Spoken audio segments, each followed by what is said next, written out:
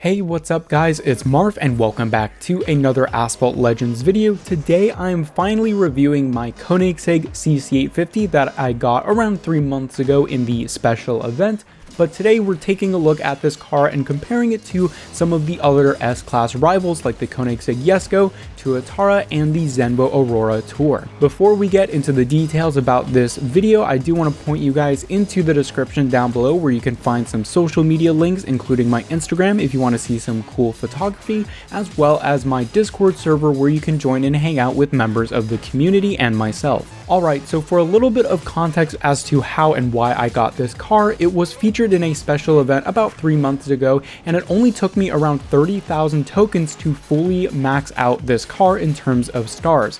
Now for the rank that I ended up getting it at, I do have all of my upgraded import parts applied to it, but I do lack a couple, I think 1 or 2 in the top speed and 1 or 2 in the handling. So I'm about 20 off the max rank of 5,145. So I think I'm getting a pretty good picture as to the performance of this car, but yes, I do recognize that there's maybe a little bit more wiggle room that I can squeeze out of the performance if I do have those extra import parts maybe later down the line, but overall I don't think it's going to impact the performance that much in order to change my review. Now, why did I unlock this car? Well, the previous best car in my garage was the Zenvo Aurora Tour, and I was massively underwhelmed with the performance of that car based on the rank of over 5,000. Compared to something like my SSC Tuatara or the Koenigsegg Jesko, it lacked a lot of things that I was expecting, such as really sharp handling and decent top speed performance. Now, the top speed wasn't bad, but the Jesko I believe outperformed it by over 15 miles per hour,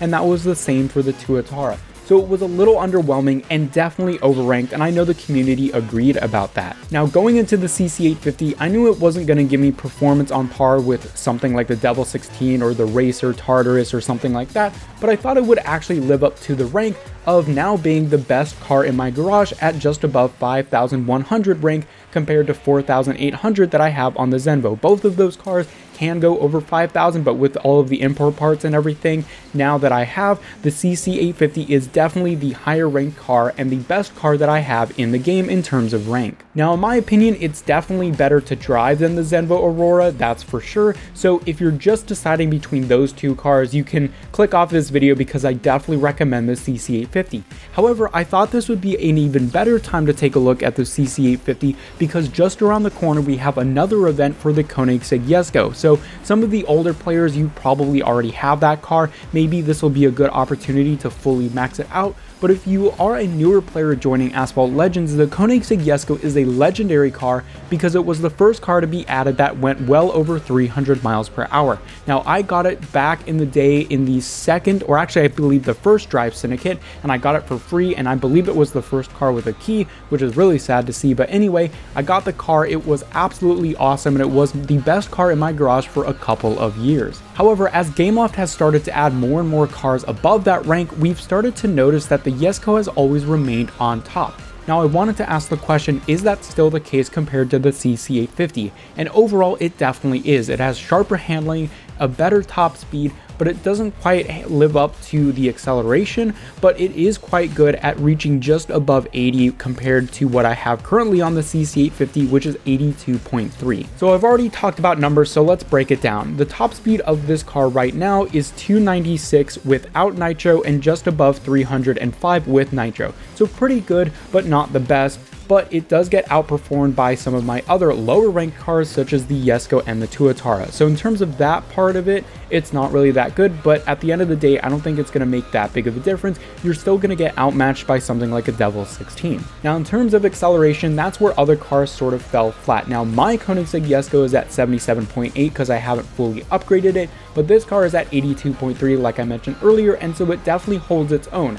However, it still isn't as good as some of the other higher top speed and higher acceleration cars in S-Class, but it's just good enough to where I don't think you're lacking acceleration and it's not going to put you at risk of losing a race immediately. Now in terms of handling, the stat is well above the Jesko, but we all know the Jesko is so sharp and also very floaty. Now this car is definitely better than the Zenvo Aurora that I previously had, where those two do have a similar stat of handling, which is interesting, but this car definitely behaves a little better. I know with S-Class cars, I've mentioned this so many times, but it's really more about the feel of the car compared to the actual stat, and while it isn't as good as a Jesko, it is good enough to do floaty drifts, and it is a lot better than the Zenvo Aurora, so I'm not that disappointed in that sense. Finally, we have the Nitro, and that is something where it was a little disappointing. Now, it is 1 or 2 points better than my Zenvo, and so you can actually complete a 360 without running out of Nitro, at least if you don't get one of those super slow ones, but I still think that the Koenigsegg Jesko has a better balance of Nitro at just above 50. So in that sense, the CC850 is not as good, but again, it is better than the Zenvo. So I still think overall that this car is definitely overranked. I don't understand why Gameloft has added a couple of these cars that are ranked well above cars like the Jesko, like the Tuatara, yet they don't perform as good. Maybe it's just a placeholder to say, hey, this car is good, and just convince people to get the car anyway. Now, like I said in the previous part of the video, I got this car more for the nostalgic design and the fact that I do like Koenigsegg, and I didn't really like the aesthetic of some of the newer ones with all the crazy aerodynamic stuff, the big wings. I like a more simplistic design that sort of goes back to the old CCX days, like a Need for Speed Hot Pursuit. So for me, it was a couple of things that pushed me over the edge to buy the car. The design, like I've already said, and the performance was quite good. I knew it was going to go over 300 miles per hour, and I do want every car that I can get that goes in that realm of very high-end S-Class. I was definitely not going to get the Racer Tartarus. It was going to be a very long time before I got the Devil 16 through the Gauntlet, so this was really my only option to easily get one of those higher end S-Class cars. So all in all, do I regret getting this car? No, I still think it was a good decision because it does hold its own. It is definitely better than the Zenvo, and while I do regret getting the Zenvo, I don't regret getting this car. It's just all of the little things that add up to make the car slightly better than the Zenvo, so the experience isn't as bad as the Zenvo. So it is definitely still overranked. I've already said that a couple times in this video.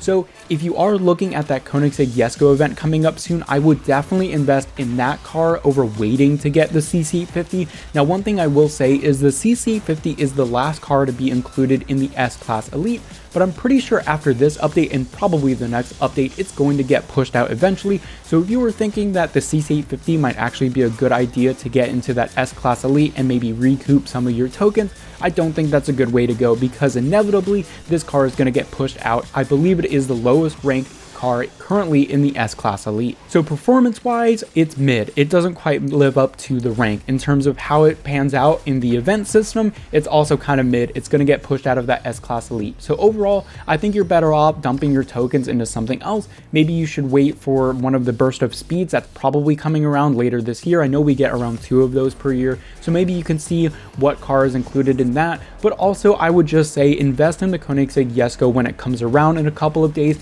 That car is just going to feel so much better compared to this one. Yes, the rank isn't as glamorous, it doesn't go over 5,000, but honestly, the actual performance of the original Jesko is going to be so much better than this car. With that being said, this car, in my opinion, looks so much better than the Jesko, and so for me, I really wanted that aesthetic part of the CC850, and also just, you know, the whole manual transmission thing, the stuff that it has in real life that it doesn't really have in game. For me, I've said this for many years in Asphalt, you should buy cars or get cars that emotionally appeal to you rather than the performance of them actually in game. It's why I was super excited about the Citroen Servolt that was added recently, and especially the Pagani Zonda Cinque, even though those cars aren't really any useful in terms of multiplayer performance. With that being said, I still really wanted to push and get those cars because they were so nostalgic and they also looked really cool. So for that added value, that's why I do think the CC850 was at least worth it for me.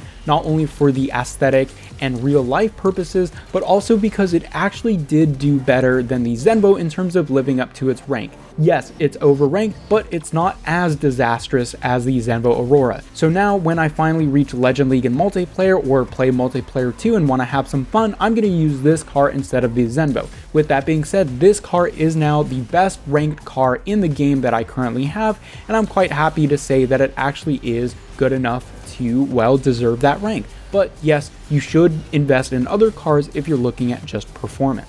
So anyway guys, thank you very much for watching this video. Let me know your thoughts about the CC850 in the comment section down below. Do you think it's overranked? Do you think you should invest in other cars? I'm curious to hear your thoughts. But anyway guys, I hope you enjoyed and I will see you all later.